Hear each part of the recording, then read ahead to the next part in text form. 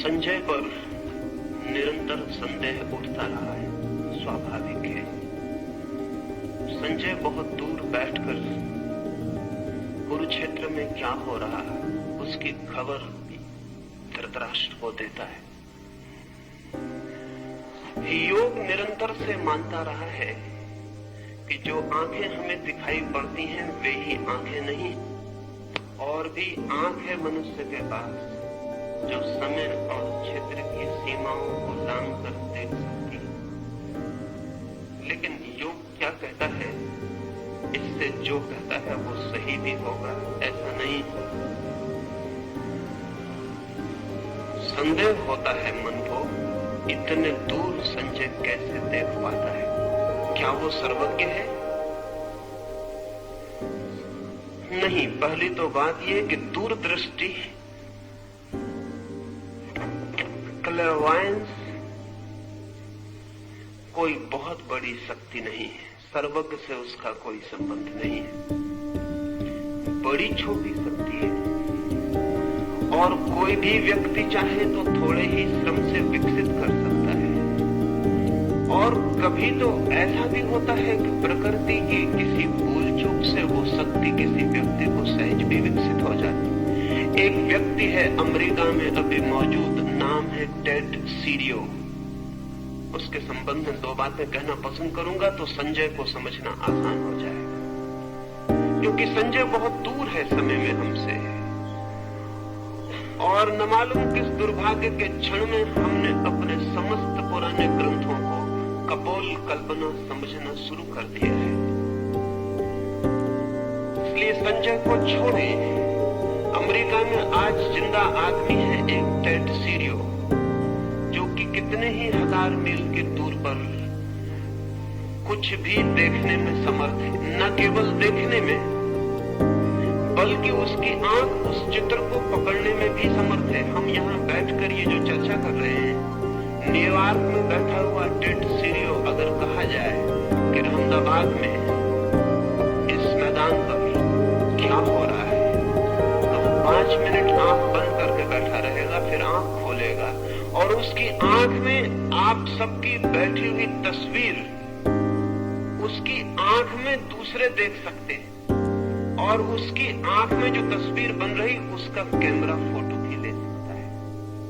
हजारों फोटो लिए गए हैं, हजारों चित्र लिए गए हैं, और टेड सीरियो की आंख कितनी ही दूरी पर किसी भी तरह के चित्र को पकड़ने में समर्थ है। न केवल देखने में बल्कि चित्र को पकड़ने में भी। टेड सीरियो की घटना ने दो बातें साफ कर दी। एक तो संजय कोई सर्वज्ञ नहीं है, क्योंकि टेड सीरियो बहुत साधारण आदमी है, कोई आत्मज्ञानी नहीं है। टेड सीरियो को आत्मा का कोई भी पता नहीं है। टेड सीरियो की जिंदगी में साधुता का कोई भी नाम नहीं है। लेकिन टेड सीरियो के पास एक शक्ति है, वो दूर देखने की विशेष है शक्ति।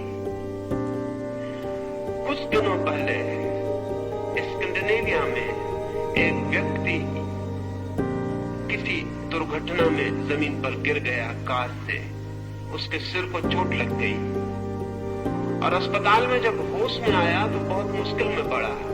उसके कान में कोई जैसे गीत गा रहा हो ऐसा सुनाई पड़ने लगा। उसने समझा कि शायद मेरा दिमाग खराब तो नहीं हो गया, लेकिन 1 या 2 दिन के भीतर स्पष्ट सब साफ होने लगा। और तब तो ये भी साफ हुआ कि 10 मील के भीतर जो रेडियो स्टेशन था, उसके कान ने उस रेडियो स्टेशन को पकड़ना शुरू कर दिया। फिर उसके कान का सारा अध्ययन किया गया और पता चला उसके कान में कोई भी विशेषता नहीं है, लेकिन चोट लगने से कान में छुपी कोई शक्ति सक्रिय हो गई है। ऑपरेशन करना पड़ा, क्योंकि अगर 24 घंटे ऑन ऑफ करने का तो कोई उपाय नहीं था। अगर उसे कोई स्टेशन सुनाई पड़ने लगे तो वो आदमी पागल ही हो जाए। पिछले 2 वर्ष पहले इंग्लैंड में एक महिला को दिन में ही आकाश के तारे दिखाई पड़ने शुरू हो गए। वो भी एक दुर्घटना में ही हुआ। छत से गिर पड़ी और दिन में आकाश के तारे दिखाई पड़ने शुरू हो गए। तारे तो दिन में भी आकाश में होते हैं, कहीं चले नहीं जाते, सिर्फ सूर्य के प्रकाश के कारण ढक जाते हैं, रात फिर उगड़ जाते हैं प्रकाश हट जाने से। लेकिन आंखें अगर सूर्य के प्रकाश को पार करके देख पाए तो दिन में भी तारों को देख सकती। उस स्त्री की भी आंख का ऑपरेशन ही करना पड़ा। ये मैं इसलिए कह रहा हूं कि आंख में भी शक्तियां छिपी हैं जो दिन में आकाश के तारों को देख लें, कान में भी शक्तियां छिपी हैं जो दूर के रेडियो स्टेशन से विस्तारित ध्वनियों को पकड़ लें, आंख में भी शक्तियां छिपी हैं जो समय और क्षेत्र की सीमाओं को पार करके देख लें, लेकिन अध्यात्म से इनका कोई बहुत संबंध नहीं है। तो संजय कोई बहुत आध्यात्मिक व्यक्ति हो ऐसा नहीं है। संजय विशिष्ट व्यक्ति जरूर है। वो दूर युद्ध के मैदान पर जो हो रहा है उसे देख पा रहा है, और संजय को इस शक्ति के कारण कोई परमात्मा, कोई शक्ति की उपलब्धि हो गई हो ऐसा भी नहीं है। संभावना तो यही है कि संजय इस शक्ति का उपयोग करके ही समाप्त हो गया हो। अक्सर ऐसा होता है, विशेष शक्तियां व्यक्ति को पूरी तरह भटका देती है। इसलिए योग निरंतर कहता है कि चाहे शरीर की सामान्य शक्तियां हों और चाहे मन की साइकिक पावर्स की विशेष शक्तियां हों, शक्तियों में जो उलझता है वो सत्य तक नहीं पहुंच पाता है। पर ये संभव है, और इधर पिछले 100 वर्षों में पश्चिम में साइकिकल रिसर्च ने बहुत काम किया है, और अब किसी आदमी को संजय पर संदेह करने का कोई कारण वैज्ञानिक आधार पर भी नहीं रह गया है। और ऐसा ही नहीं कि अमेरिका जैसे धर्म को स्वीकार करने वाले देश में ऐसा हो रहा हो, रूस के भी मनोवैज्ञानिक मनुष्य की अनंत शक्तियों का स्वीकार निरंतर करते चले जा रहे हैं। और अभी चांद पर जाने की घटना के कारण रूस और अमेरिका के सारे मनोवैज्ञानिकों पर एक नया काम आ गया है, और वो ये है कि यंत्रों पर बहुत भरोसा नहीं किया जा सकता।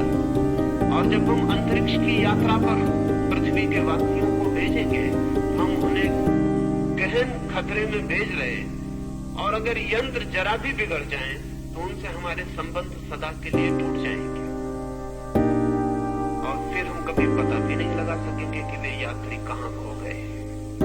वे जीवित नहीं है, वे किस आनंद में भटक गए, हम उनका कोई भी पता न लगा सकेंगे। इसलिए एक सब्स्टिट्यूट, एक परिपूरक व्यवस्था की तरह दूर से बिना यंत्र के देखा जा सके, सुना जा सके, खबर भेजी जा सके, इसके लिए रूस और अमेरिका की दोनों की वैज्ञानिक प्रयोगशालाएं अति आतुर